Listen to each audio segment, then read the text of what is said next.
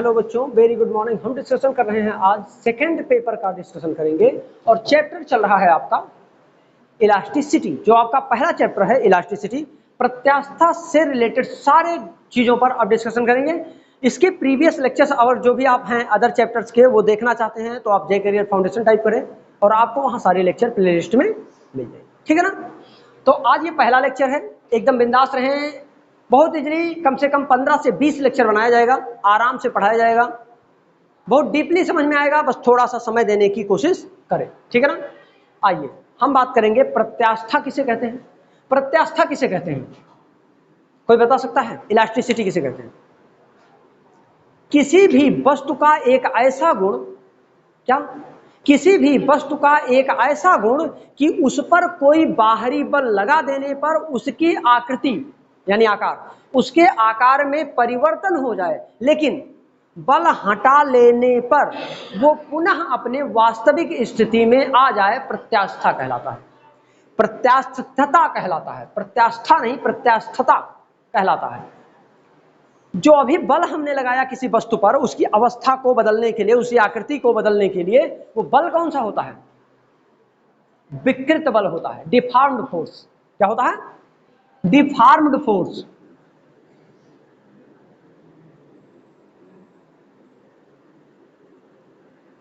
ये बल जो बल होता है ये हमेशा लगाए गए बल और हटाए और उस वस्तु के द्वारा लगाए गए बल के बराबर होता है।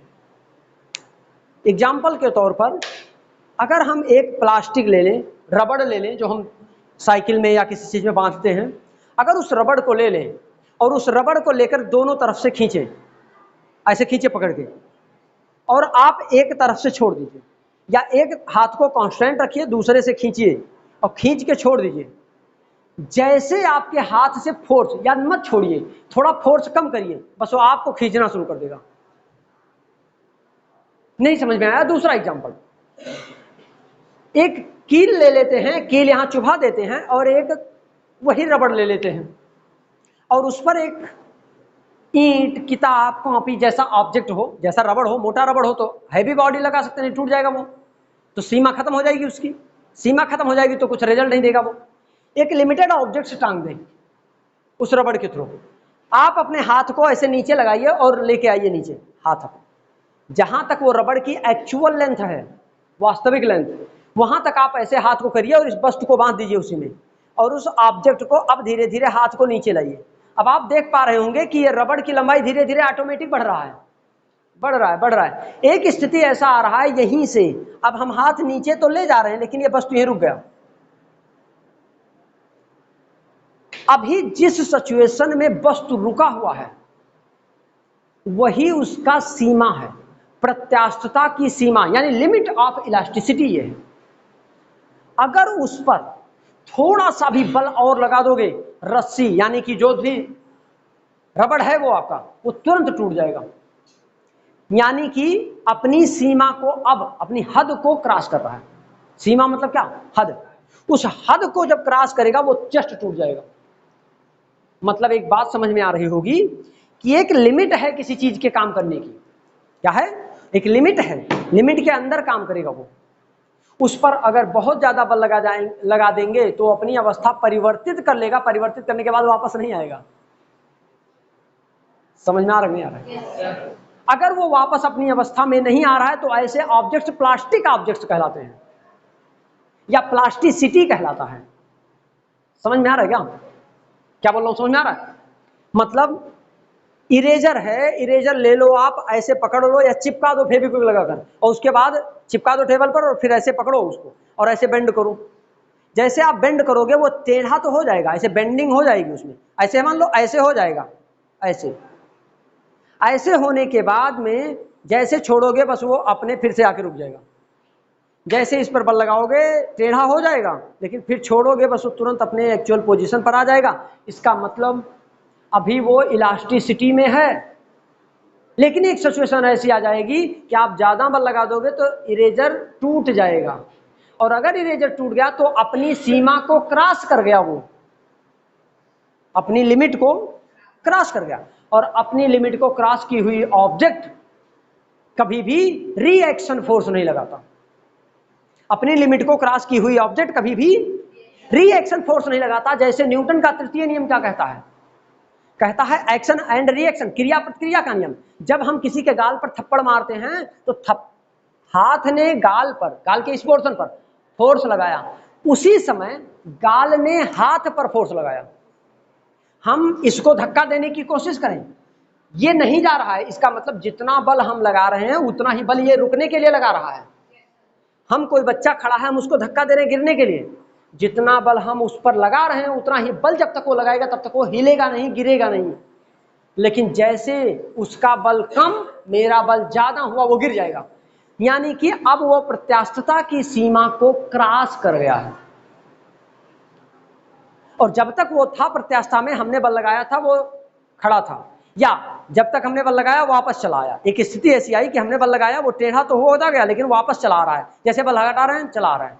लेकिन एक समय ऐसा आ जा रहा है कि वो गिर जा रहा है। इसका मतलब वो प्रत्यास्था की सीमा को, और जो हमने बल लगाया है वस्तु पर, किसी पर प्रत्यास्था उत्पन्न करने के लिए जो बल लगाते हैं उसको डिफॉर्म्ड फोर्स बोलते हैं। क्या बोलते हैं?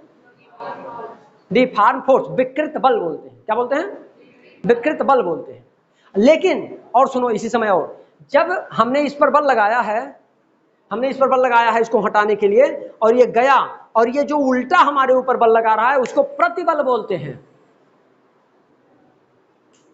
एक साथ दो बल काम कर रहा है, जैसे क्रिया प्रतिक्रिया का नियम काम करता है, वैसे यहां भी लगाया गया मेरे द्वारा बल डिफॉर्म फोर्स, और वापस आया हुआ बल उस वस्तु के द्वारा लगाया गया बल प्रतिबल, दोनों एक साथ काम करता है। दोनों एक साथ काम करता है। मुझे लगता है समझ में आ रहा हो। अब अगर इतनी बातें समझ में आई हो तो थोड़ा सा और प्रत्यास्थ पहले देख लेते हैं क्या होता है, इलास्टिक क्या होता है। दूसरा इसी में हम दृढ़ पढ़ लेते हैं कि दृढ़ क्या होता है। और तीसरा अभी हमने प्लास्टिक का एग्जांपल दे दिया है, लेकिन प्लास्टिक पढ़ेंगे जरूर। तो पहले इन तीनों चीजों को देखिए। तो प्रत्यास्थ वे होते हैं जिन पर बल लगाने पर वापस आ जाते हैं। दृढ़ वे होते हैं जो हिलते ही नहीं है। रिजिट नाम नहीं क्लियर हो रहा है? रिजिट, हमने बल तो लगाया लेकिन हिल नहीं रहा है। वाल पे बहुत सारा फोर्स मैं लगा रहा हूं, लेकिन इसकी अवस्था में किसी भी प्रकार का कोई परिवर्तन। इसका मतलब ये कैसा है? दृढ़ है, रिजिड बॉडी है ये। कैसी बॉडी है ये? रिजिड। प्लास्टिक एक ऐसी सिचुएशन आ गया कि हमने बल लगाया, टूट गया, प्रत्यास्था की सीमा को क्रॉस कर गया, अब वो वापस अपनी अवस्था में नहीं आने वाला है। हमने इस पर बल लगाया, टूट गया, एक स्थिति थी, चलो इसी को बल लगाया, वापस आया, वापस आ गया अपनी में, फिर लगाया, फिर से वापस आया। इसका मतलब ये प्लास्टिक अभी तक प्रत्यास्थ है, अभी तक प्रत्यास्थ है। सुनते जाओ, लगा दिया, टूट गया, अब क्या ये फिर से सीधा हो जाएगा? रबड़ को चोटी बांधते समय खींच दो कस के, टूट जाए, क्या वो वापस जुड़ जाएगा या बन जाएगा या फिर उस सिचुएशन में आएगा? कतई नहीं आएगा। इसका मतलब ये क्या हो गया? प्लास्टिक हो गया दृढ़। बल तो हमने बहुत लगाया लेकिन ये ना तो टेढ़ा हुआ, ना तो हिला, ना तो डुला, कुछ नहीं हुआ। अवस्था में, आकृति में, आकार में परिवर्तन ही नहीं हुआ, दृढ़ था ये। समझ में नहीं आया? समझ में आया? क्लियर? इसके बाद में हम बात करेंगे किसकी? प्रत्यास्था की सीमा की। हमने 1 मिनट पहले बोला भी है लेकिन फिर से हम बोलेंगे। प्रत्यास्था की सीमा मतलब लिमिट ऑफ इलास्टिसिटी की बात करेंगे। लिमिट ऑफ इलास्टिसिटी क्या है? लिमिट ऑफ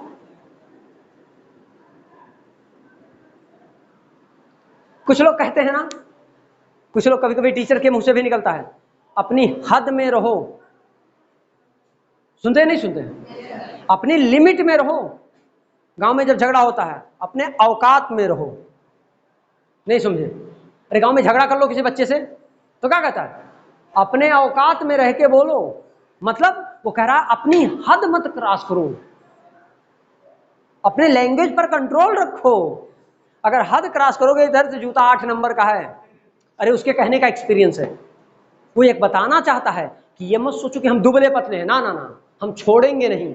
वो ये कह रहा है अपनी लिमिट मत क्रॉस करो, मतलब कि काम करने की एक क्षमता है तो उस क्षमता को मत क्रॉस करो, टूट जाओगे भाई साहब। तो क्या होने वाला देखिए, जिस स्थिति में ये प्लास्टिक बना था उसके पहले आओ तो हमने क्या कहा था? इस पर बल लगाते जाओ टूट जाए। एक स्थिति ऐसी आएगी ये कहेगा अब मत लगाओ, और तब भी तुम जबरदस्ती किए। एक स्थिति था कि उसने कहा मत लगाओ, नहीं टूट जाएंगे हम, तुमने जबरदस्ती कर दिया, टूट गया। जिस स्थिति में टूटा उसके जस्ट पहले वाला स्थिति, कौन सी स्थिति थी? लिमिट ऑफ इलास्टिसिटी थी। धागे को लिया, धागे को खींचना शुरू किया, धागा देखने से ही लग जाता है टूटने वाला है। धागे को खींचो तो ऐसा लगता है गड़बड़ हो जाएगा, अब डर लगने लगता है टूट जाएगा, इसका मतलब उस लिमिट क्रॉस करने वाले हैं। अब ये कह रहा है अब मत खींचो, नहीं टूट जाएंगे। जैसे तुमने अब बल लगाया, जैसे बल लगाया टूट गया। वो जब टूटा उसके जस्ट पहले उसका लिमिट था, टूटने के जस्ट पहले उसका समझ में आएगा नहीं समझ में? वो था प्रत्यास्था की सीमा। उसने कहा अब मत लगाओ, हम अभी वापस चले जाएंगे, अब मत डांटो, हम पढ़ लेंगे। मतलब कह रहा है अब मत खींचो, हम वापस चले जाएंगे, अभी मत खींचो, अभी हम प्रत्यास्था के अंदर हैं, अभी हम रिटर्न चले जाएंगे। लेकिन तुमने फिर कहा नहीं थोड़ा और, खींचते गए, टूट गया। जब टूटा उसके जस्ट पहले जो स्थिति थी वो सीमा थी प्रत्यास्था की, उस तक वो वापस आ जाता, समझ में नहीं आ रहा है। इसके बाद में अगला पॉइंट है हमारा, बात करेंगे हम प्रतिबल, विकृत और हुक का नियम। किसकी बात करेंगे? प्रतिबल। कुछ लोग सोच रहे होंगे एक इंग्लिश में एक हिंदी में, इसको हम कहते हैं इलास्टिसिटी, नहीं इलास्टिक कहते हैं, प्रत्यास्थ लिखा है, प्रत्यास्थता नहीं लिखा है। इसको कहते हैं रिजिड और इसको कहते हैं, इसको प्रत्यास्थता की सीमा, इसको हम कहते हैं प्रतिबल, विकृति, हुक का नियम। ये वही हुक है जो आप लोग जानते हैं, पेंट वाला हुक नहीं है। ये कौन सा हुक है? रॉबर्ट हुक है।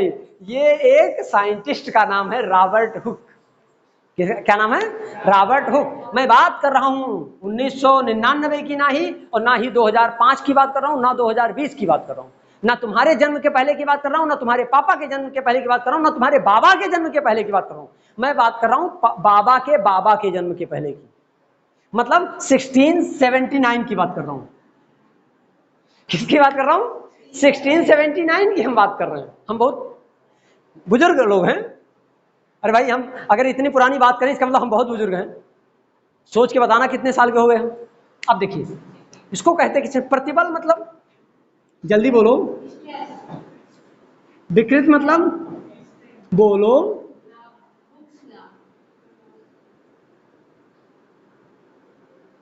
Hooke's law. आओ देखते हैं। अच्छा, नाम से पहले सुनो तो, नाम से नहीं क्लियर हो रहा डिफिनेशन।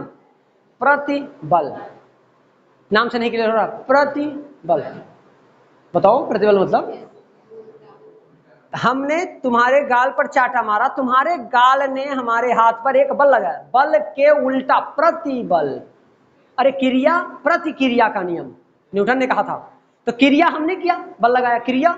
गाल ने कहा नहीं प्रतिक्रिया, इसने अरे ऐसे देखो ऐसे, अब हमने लगाया क्रिया, इसने कहा नहीं जाएंगे नहीं जाएंगे, तब तक इसने अपना बल लगाना शुरू कर दिया, प्रतिक्रिया। दोनों हिल ही नहीं रहे, तो इसने क्रिया किया, इसने प्रतिक्रिया किया, नहीं हिल रहे। अगर क्रिया ज्यादा हो जाए तो ये इधर चला जाएगा, प्रतिक्रिया ज्यादा हो जाए धक्का देगा, चल पीछे। समझ में आया कि नहीं भाई? बहुत लॉजिकल चीज है ये, समझ में आ रहा है? अभी फार्मूला भी एक एक बोलो। प्रतिबल का एक सूत्र बनता है, क्या होता है?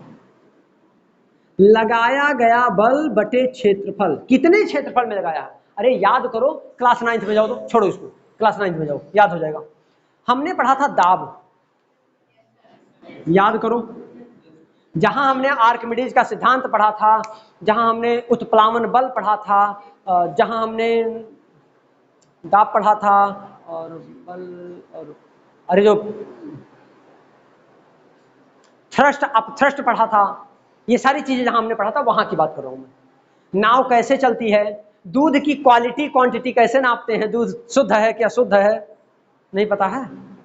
वहीं पढ़े थे। आर्किमिडीज के प्रिंसिपल पर ही आधारित होता है। दूध जो नापने वाला यंत्र आता है उसका क्या नाम होता है? लैक्टोमीटर। क्या नाम होता है? लैक्टोमीटर। उस लैक्टोमीटर का प्रतिपादन किस सिद्धांत पर किया गया है? आर्किमिडीज के सिद्धांत पर किया गया है। तो चलो आओ छोड़ो। तो दाब बराबर होता है बल बटे क्षेत्रफल, बल नहीं अभिलंबवत बल। ये सारी चीजें कॉन्सेप्ट बताती हैं। बल कई प्रकार का होता है, जैसे मैं बल लगा रहा हूँ, बल लगा दिया हमने, देखो इधर बल लगा रहा हूँ, लेकिन बल नहीं, ये बल की बात की जा रही है जो 90 डिग्री का कोण बनाते हुए बल लगाए, इस पर हम बल लगा रहे हैं। मान लो ये दीवार है, इस दीवार पर हम बल लगा रहे हैं, देखो कैसा बल लगा रहे हैं, अब लगा रहे हैं जो ये, इसकी भी इस बल की बात कर रहा हूं मैं, ये बल की बात कर रहा हूं, समझा? मैं जमीन पर खड़ा हूं, कौन सा बल लगेगा?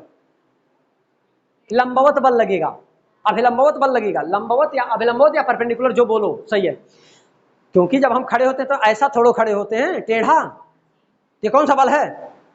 और जब अभिलंबवत बल काम करेगा तो एग्जाम्पल देके बताया गया था कि कांटा हमारे पैर में चुभ जाता है, घुस जाता है जूते में, कांटा अगर कहीं टॉप उसका ऊपर हो और पड़ गया तो तुरंत जूते में चुभ जाता है, वहीं ईंट चुभ के अंदर नहीं चला जाता जूते में, क्या कारण है? फोर्स ज्यादा एरिया कम, फोर्स का कोई संबंध नहीं है, सिर्फ एरिया का संबंध है, एरिया कम चुभेगा, एरिया ज्यादा नहीं चुभेगा, एरिया कम चुभेगा, एरिया ज्यादा नहीं चुभेगा। जैसे पतला टायर का ट्रैक्टर होता है, एक मोटे टायर का ट्रैक्टर, पतले वाले टायर के ट्रैक्टर को, छोटे वाले ट्रैक्टर को चलाने के लिए कम बल लगाना पड़ता है इंजन को। साइकिल को चलाने के, साइकिल का पहिया पतला क्यों बनाया जाता है? कि जिससे हम आसानी से चला ले जाएं। अब मॉडर्न टाइम आ गया है, समय परिवर्तित हुआ है, आजकल टायर साइकिल के भी इतने मोटे मोटे आने लगे हैं, वीआईपी साइकिलें आने लगी हैं। वो जो साइकिल आने लगा है उसको चला के कभी देखो, थोड़ी देर बाद मुंह से झाग निकलने लगता है। रीजन ये है, मोटा है, सरफेस ज्यादा टच करता है, बल ज्यादा लगाना पड़ता है, जितना एरिया ऑफ कांटेक्ट कम होगा वो उतना ही अच्छा चलेगा इजिली। पेन से लिखते समय एक आता है सिलोग्रिपर, सिलोग्रिपर से लिखो, वो पतला रहता है, 7 रुपए की पेन आती है, बहुत स्मूथली लिखता है, बहुत जल्दी जल्दी लिखाता है, लेकिन 3 रुपए की इंक पेन से, यूज एंड थ्रो से यूज लिखो, ये कुछ दिन तो पतला चलता है, उसके बाद मोटा हो जाता है। जब मोटा हो जाता है तो ज्यादा एनर्जी लगाना पड़ता है इसको लिखने के लिए, ये जानना पड़ेगा तभी समझ में आएगा। तो आओ देखते हैं, तो ये समझ में आया, दाब बराबर अभिलंबवत बल बटे, अब इसको छोड़ो, अब आओ यहां रॉबर्ट हुक की भी बात को छोड़ो। स्ट्रेस किसे कहते हैं? प्रतिबल एकांक आयतन में लगाए गए वस्तु के भार द्वारा प्रतिक्रिया बल को प्रतिबल कहते हैं। फिर से एक बार, एकांक क्षेत्रफल में वस्तु के भार द्वारा, अच्छा भार द्वारा ये क्यों कहा गया? साइंटिस्ट ने जब प्रैक्टिकल किया था तो उसने सिर्फ यही कहा, एक धागा ले लीजिए और इसमें कुछ मास का यानी कुछ वेट का ऑब्जेक्ट लटका दीजिए। तो जब धागा लिया है तो पहली बात तो धागा गोल होगा, बोलो धागा क्या होगा? गोल। अब गोल धागा है, यहां आपने बांधा है, तो ये बल किस पर लगाएगा?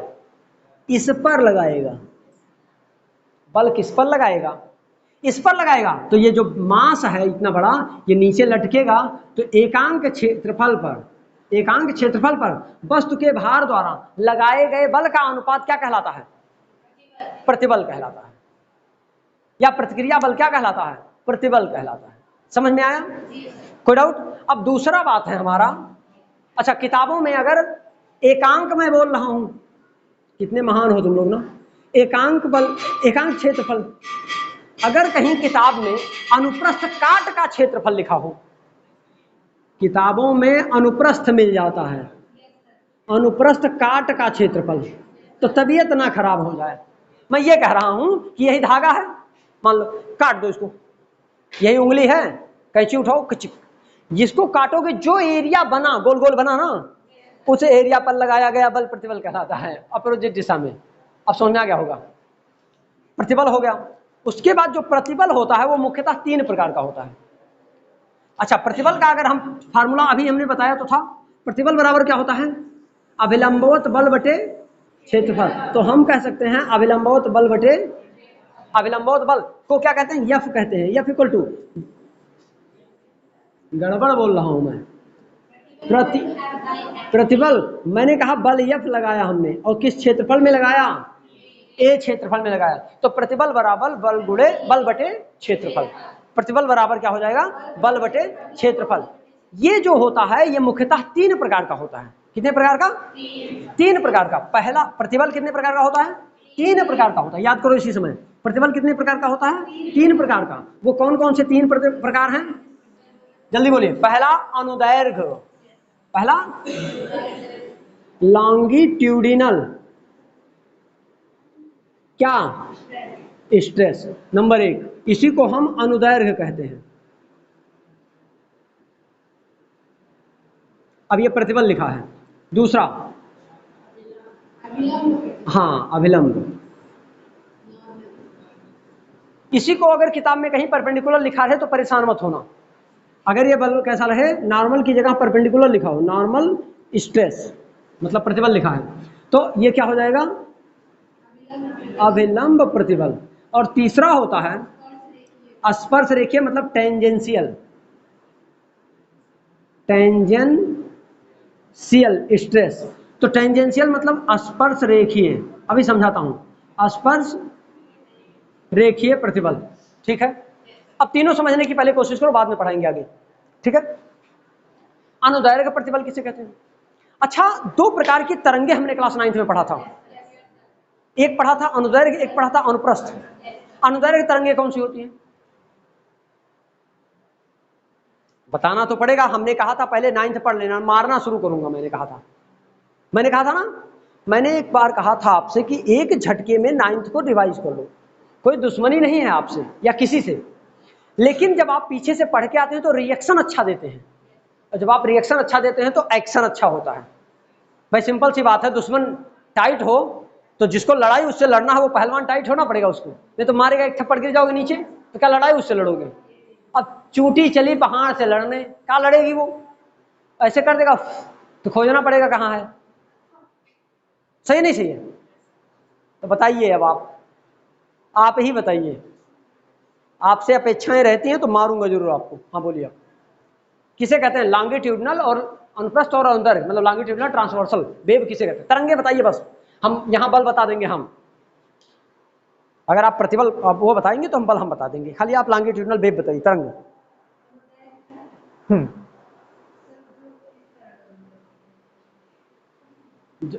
अच्छा, और अनुप्रस्थ कौन सी होती है?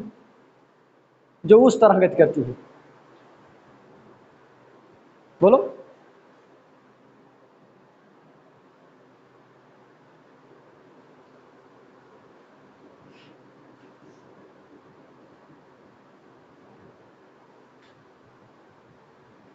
हो जा पार्टी। ऑनलाइन पढ़ने का मतलब फायदा ये जरूर है कि बचे हो, लेकिन आगे समस्या हो जाएगी ना, इसलिए आपको 9th पहले रिवाइज करना चाहिए, फिर आगे बढ़ना चाहिए। क्योंकि ये 9th कहीं ना कहीं हमने जब बचपन से ही पढ़ाता हूँ, 9th में ही मैं बताता हूँ कि 9th की चीज़ें 11th में है और 10th की चीज़ें 12th में है। इसलिए 11th पढ़ने से पहले 9th पूरा पढ़ लेना चाहिए, और 12th पढ़ने से पहले 10th पहले पढ़ लेना चाहिए। क्योंकि जब 10th पढ़ी चीज़ हम 12th में जाते हैं तो बड़ा मजा आता है। समझ में आ रहा है? इसलिए आपको किसी भी प्रकार की और चीज वहां कुछ नहीं मिलेगा, खोजिए, पूरा खोजिए, क्योंकि उसमें इसका एक्सप्लेनेशन नहीं दिया है। एक चीज बता दूं, बुक में और टीचर में यही तो अंतर है। ये 10th की बुक है, अगर ये सब आपको समझ में ही आ जाता आप जैसे बच्चों को, तो फिर तो मेरा महत्व तो खत्म हो जाता। समझ में आ गया होगा ना? कभी भी ऑफलाइन कोचिंग नहीं बंद होगी, कभी भी ऑफलाइन कोचिंग नहीं बंद होगी, मतलब ये जान लीजिए। क्यों? क्योंकि ऑफलाइन जो चीज वो लिखा है वो एक्सप्रेस करके दिखाता है। वहां लिखा है अभिलंबवत बल, अब आपको क्या पता अभिलंबवत बल क्या होता है, लेकिन हम जैसे लोग ही बताते हैं अभिलंबवत काम करने वाला बल। कौन सा बल अभिलंबवत बल होता है, कौन सा बल अभिलंबवत काम करता है, हम लोग क्रिया करके बताते हैं, हम एक्सपेरिमेंट करते हैं, और वो थ्योरी पढ़ाता है। वो तो कह दिया बेटा, जो यंग मॉडुलस है उसको y से रिप्रेजेंट करते हैं, mgl upon pi r square delta l, वो तो कह के छूट गया। उसने कहा कि यंग प्रत्यास्थता गुणांक का सूत्र होता है y equal to mgl upon pi r square delta l, बस। अब क्या है, कहां से आया mg, कौन है mg, किसका रिश्तेदार है mg, कुछ नहीं पता है, लेकिन हम पता करके ये भी बताते हैं कि उसके पापा का क्या नाम है, उसके बड़े पापा का क्या नाम है, उसके बच्चे का क्या नाम है, पूरी जन्म कुंडली हम उसका खोलते हैं। बैठ जाइए, इतना पर्याप्त है मुझे लगता है, जूता मारने से ज्यादा काम किया होगा। ये काम किया कि नहीं? तो इसका मतलब कल से अब नहीं पढ़ना है, बंद कर देना है 9th की पढ़ाई, सब खाली यही पढ़ना जो पढ़ाया जा रहा है। पढ़ के कल से आना कूटना शुरू करूंगा। पहले कूटने का मतलब समझ रहे हो ना? आपसे बात करो, कूटने का मतलब कूटना होता है हमारे लैंग्वेज में, ठीक है ना? जानना जरूरी है। चलो देखो, दो प्रकार की तरंगे होती हैं, एक तो ऐसे चलती है और एक ऐसे चलती है। एक होती हैं अपने इनिशियल पोजीशन से लेफ्ट राइट मूव करती हैं। अब इसमें भेद बताना है, कौन सा लॉन्गिट्यूडनल है कौन सा ट्रांसवर्सल। एक होती हैं अपने इनिशियल पोजीशन से इधर उधर चलती हैं, और एक होती हैं अपनी इनिशियल पोजीशन पर ही ऊपर नीचे चलती हैं। दो प्रकार की तरंगें होती हैं, अनुप्रस्थ और अनुदैर्घ्य। इसी में से कोई लॉन्गिट्यूडनल है, कोई ट्रांसवर्सल है। अब कौन सा लॉन्गिट्यूडनल है? लॉन्गिट्यूडनल है जो अपने इनिशियल पोजीशन पर लेफ्ट राइट मूव करती हैं, वो लॉन्गिट्यूडनल होती हैं, वो लॉन्गिट्यूडनल। और जो अपनी इनिशियल पोजीशन पर अप डाउन मोशन करती हैं, वो ट्रांसवर्सल होती हैं। यानी कि जब हम स्थिर पानी के तालाब में पत्थर फेंकते हैं, फिर से एक बार, जब हम स्थिर पानी के तालाब है, पानी का एकदम पानी शांत है, कोई बह नहीं रहा है, एकदम बंद है, हम एक काम करो, एकदम ईंट उठा के फेंको पानी में, तब देखोगे आप, और ऐसे कुछ जहां गिरेगा ईंट, वहां से वेव जनरेट होगा, और जैसे जैसे किनारे की तरफ जाएगा वैसे वैसे उसका लेंथ घटता जाएगा। मतलब बहुत तेज चल रहा था, ऐसे ऐसे चल रहा था पहले, अब जब किनारे पर पहुंचा तो क्या हो गया, और धीरे धीरे खत्म हो जा रहा है। इसको ऑब्जर्व कर पा रहे हैं? एक ही पानी के वेव में ट्रांसवर्सल और लॉन्गिट्यूडनल दोनों होती है। नहीं एग्जांपल समझ में आएगा? समझ में आ जाए बता दूं। एक दिन एक काम करिए, पानी कागज का एक टुकड़ा फेंक दीजिए पानी में थोड़ी दूर पे, और उसके बाद थोड़ी इधर दूर पे पत्थर फेंकिए। आप क्या देखेंगे, थोड़ी देर बाद जब वेव यहां से जाएगा उस कागज के पास, तो वेव ऐसे जाएगा, फिर आप देखेंगे वो पानी का टुकड़ा, वो कागज का टुकड़ा, वो ऐसे ऐसे वहीं कर रहा है, वो किनारे की तरफ नहीं जा रहा, जबकि उसको किनारे जाना चाहिए था।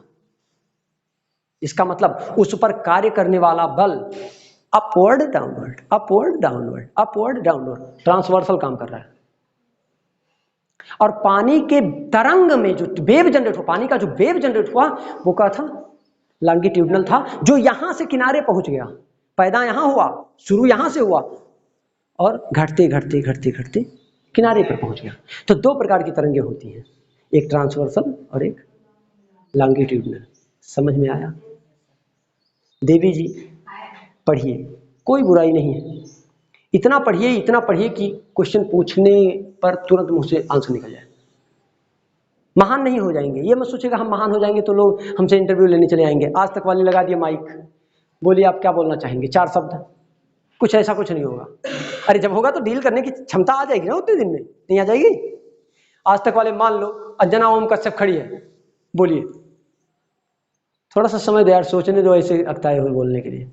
बोल दो, बस वो शांत हो जाएगा, बैठ जाएगा, उसको समझ में आएगा ये पढ़ा लिखा व्यक्ति है, जल्दबाजी में कोई काम नहीं करता। तो दो प्रकार की तरंगें होती हैं। तो ये हो गया, कहाँ गया? अनुदैर्घ्य। समझ में आ गया होगा? मतलब कि ऐसा बल जो कैसा लगाया जाए, समझ में आ गया होगा? मतलब जब हमने लगाया, तुमको धक्का दिया, तुमने पीछे लगाया मेरे बल, ध्यान से देखो, धक्का लगाया तुमने इधर लगाया, ये क्या हो गया? लॉन्गिट्यूडनल स्ट्रेस हो गया। दूसरा देखो, नॉर्मल, तुम खड़े थे, हमने कहा बेटवा ये नॉर्मल फोर्स है।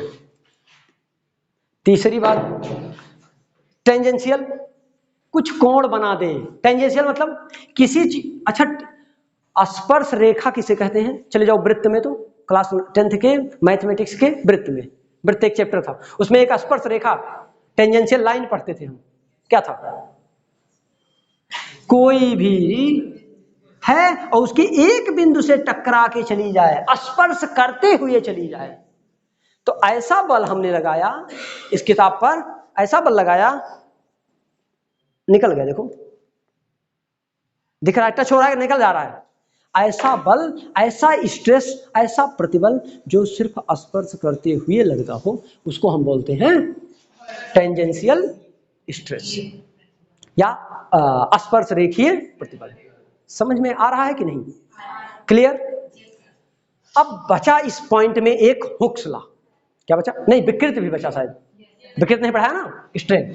आओ विकृति देखते हैं, कोई दिक्कत तो नहीं है? 3 मिनट हो, ठीक है ना, 3 मिनट समय हो। विकृत, अच्छा नाम से क्लियर हो, विकृत, विकृत कुछ नाम से नहीं क्लियर हो रहा है? विकृत एक बल है, चलो बोलो विकृत हो गया।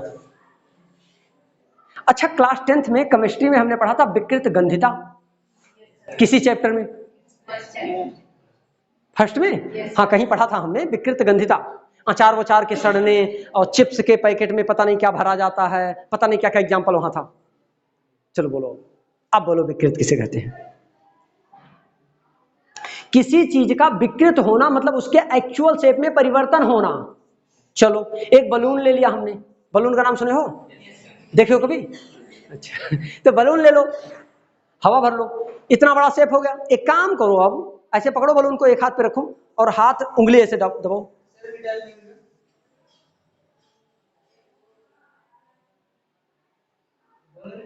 हाँ क्या लगा घंटा? 2 मिनट। बलून लो, बलून में हवा भर के ऐसे रखो हाथ पर, और फिर क्या करो, इधर देखो, उंगली चुभाओ, एक एप्पल का ऊपर वाला पोर्शन जैसा होता है वैसा बन जाएगा वहां।